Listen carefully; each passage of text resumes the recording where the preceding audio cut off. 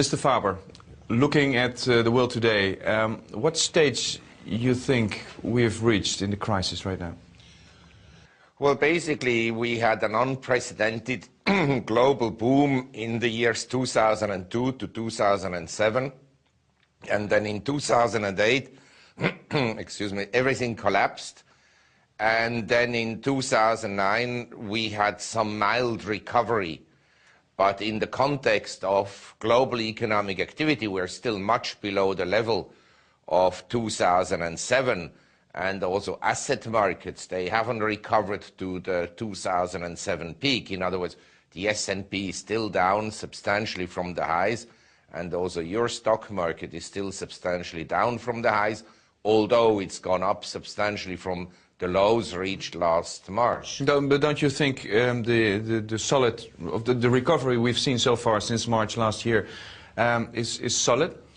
I don't think it's solid. I think that we have unprecedented government stimulus, with monetary policies keeping interest rates at essentially zero, and at the same time we have these huge fiscal deficits around the world that have stabilized the economy.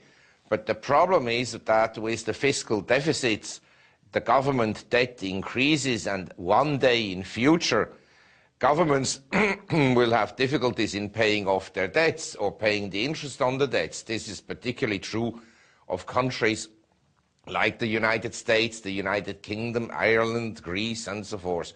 So I think we've postponed essentially the crisis, and maybe the global economy can stabilize and even grow somewhat, but down the road we'll have probably even larger problems. Do you believe in the phenomenon of a sovereign debt crisis, as it's called?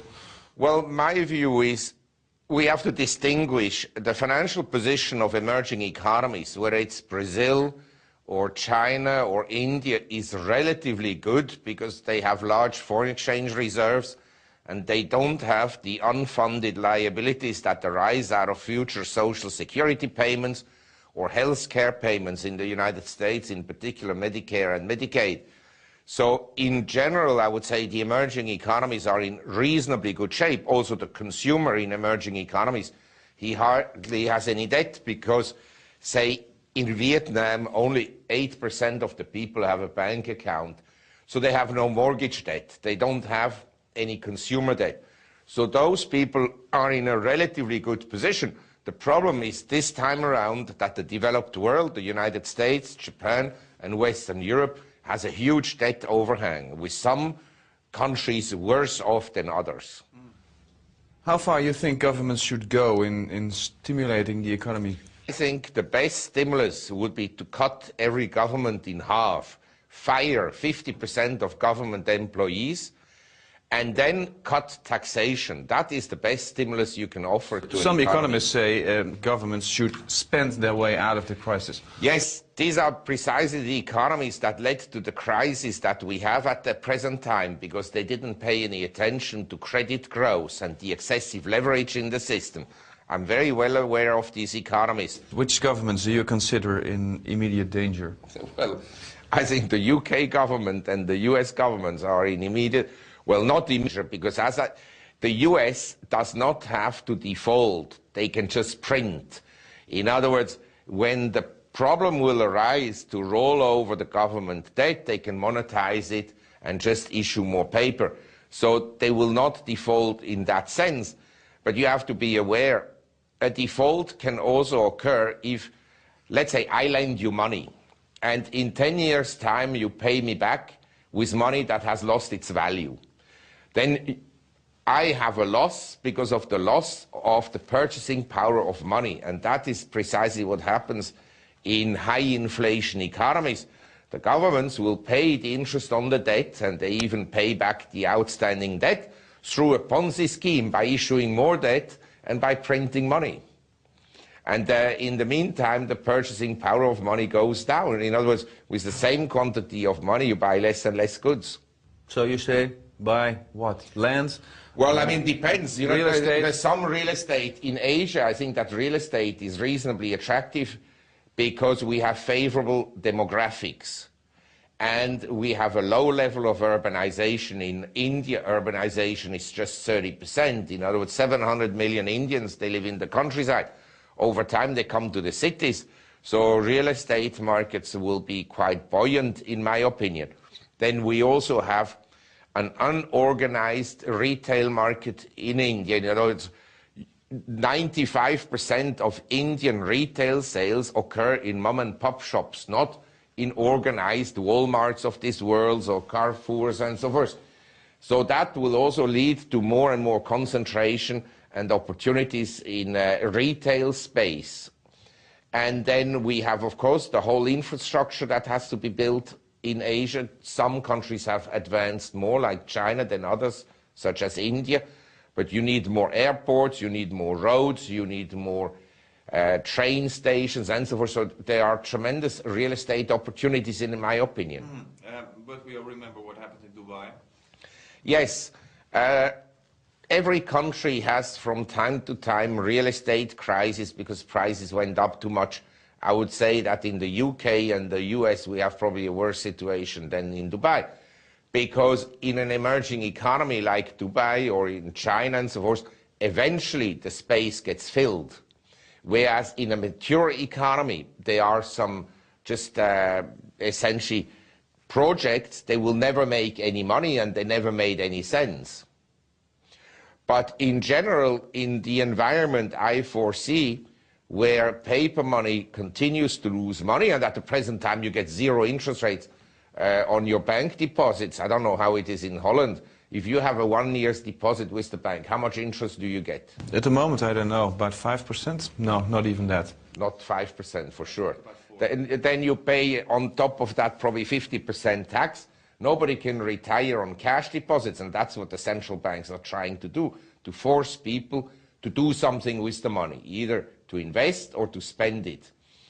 And my view would be that here in Holland, real estate, especially agricultural land, is quite desirable. Now, I don't know about the tax implications and so forth, but I would say you're probably better off in real estate than in cash, but I wouldn't leverage it 90% with debt. Looking at the markets, what do you suggest? Where should we go with our money? Well, if interest rates like in the US are at zero, basically it's difficult to value assets. I don't think that stock markets are that cheap anymore. They were very cheap last March and they provided a lifetime buying opportunity. In the meantime, they've gone up a lot. But say in Asia, where we have relatively favorable fundamentals, I still find a lot of companies that have a dividend yield of, say, 5%. So compared to zero interest rates, I think 5% is actually quite desirable. I'm not saying that these stocks will all go up, they'll fluctuate. But say in the long run, my view is that Mr. Bernanke, and also supported by other economists in academia in the United States, their view is to keep interest rates at zero for a very long time. Now, they may not be zero in nominal terms, they could be 5%, but if inflation by then is 10%, then in real terms, they'll be negative by 5%. So I believe for the next 10 years, cash is not a desirable asset, and government bonds are not a desirable asset. You should avoid them, but they can be attractive for, say, 3 months or 6 months.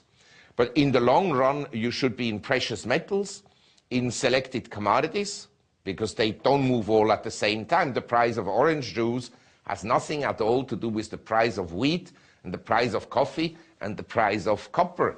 So each commodity will move at a different time. Agricultural commodities are now inexpensive, and I would essentially advise individuals to have at least 50% of their money, and I'm not saying this to be done tomorrow morning, but over time they should have 50% of their money in emerging economies. Which ones? Because China, India, it's a big difference.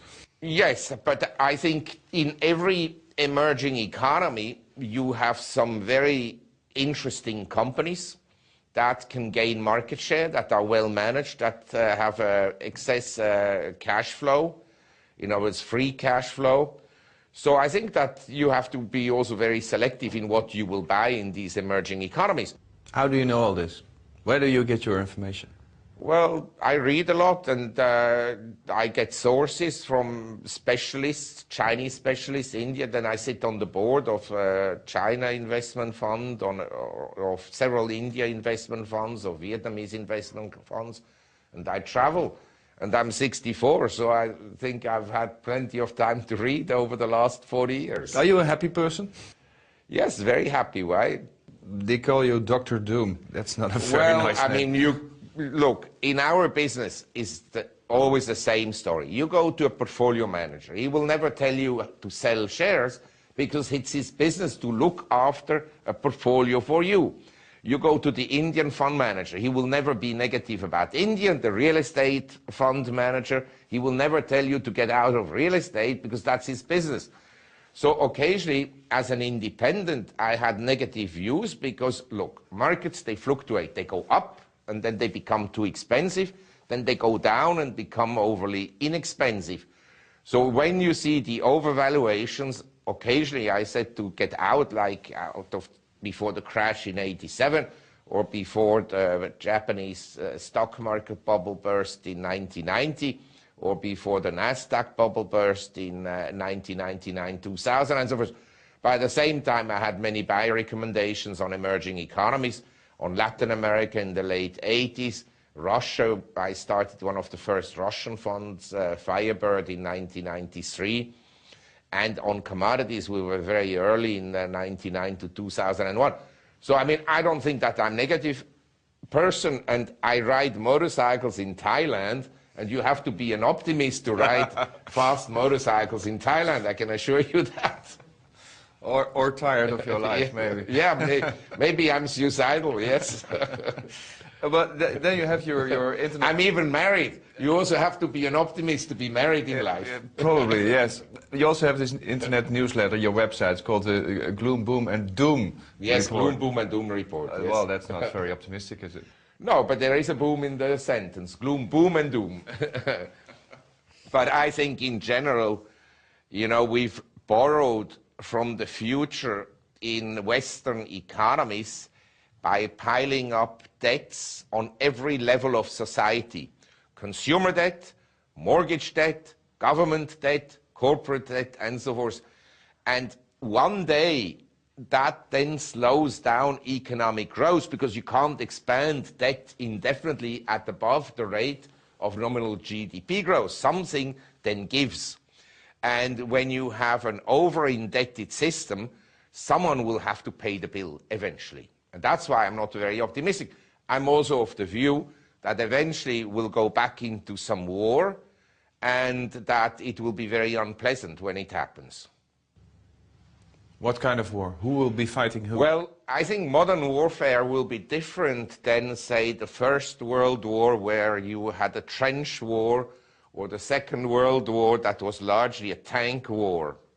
I think the next war is a dirty war. They'll switch off the electricity in Amsterdam, or they'll destroy the internet, or they'll poison the water, or, I mean, they can do a lot of dirty things, or they can spread pandemics, biological warfare. Who are they?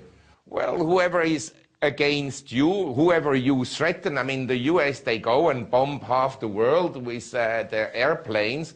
So, of course, there are quite a few people that are not enthused by the behavior of America, and they have quite a lot of enemies. The interests of China and the US are totally different in the long run. Equally, the interests of Russia and the US are totally different in the long run. And so I think over Central Asia, the Middle East, it's about oil essentially and resource. When resource prices go up, there are shortages, leads to tensions and eventually to war. You're not a very optimistic man. Well, I mean, I just see how things develop when you have shortages, in particular when the US could block the oil shipments to China. Don't forget, 95% of the oil in Asia, in Japan, Korea, Taiwan, and China comes from the Middle East on the shipping lanes. And the Americans, they have 11 aircraft carriers. Okay, the Chinese don't have an aircraft carriers. They're very efficient submarines that could probably take out these aircraft carriers. But still, the oil shipments could actually be interrupted to China, and that makes China extremely vulnerable. When will this war take place? Well, not tomorrow, so you can still enjoy the evening tonight. But I would say maybe I'm lucky and I won't see it, but for my children, for sure they'll see it. Mr. Faber, thank you very much. It's my pleasure.